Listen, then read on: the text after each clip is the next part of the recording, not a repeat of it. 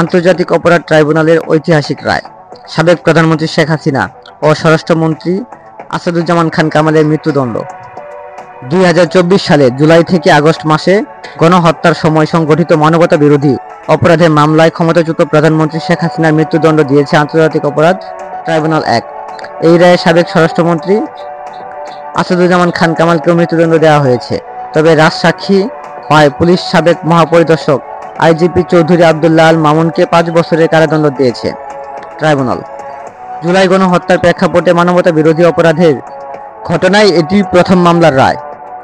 সোমবার দুপুরে আন্তর্জাতিক অপরাধ ট্রাইব্যুনালের বিচারপতি 1 এর চেয়ারম্যান বিচারপতি মোহাম্মদ গোলাম মোস্তফা মজুমদার এর নেতৃত্বাধীন 3 সদস্যের বিচারপতি প্যানেল এই রায় ঘোষণা করেন।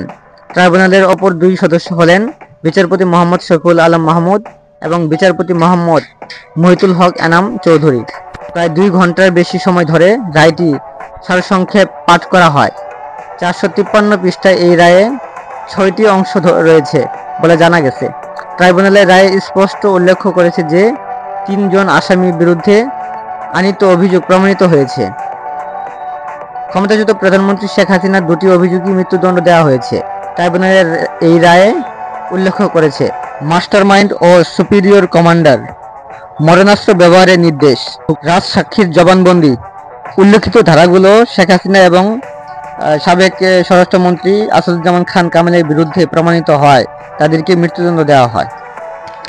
একই সঙ্গে আদালত তাদের সম্পত্তি বাজেয়াপ্ত করার আদেশ দিয়েছে।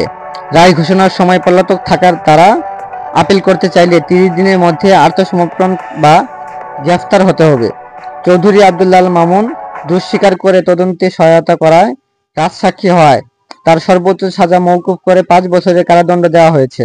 রায় ঘোষণার সময় তিনি আদালতে উপস্থিত ছিলেন।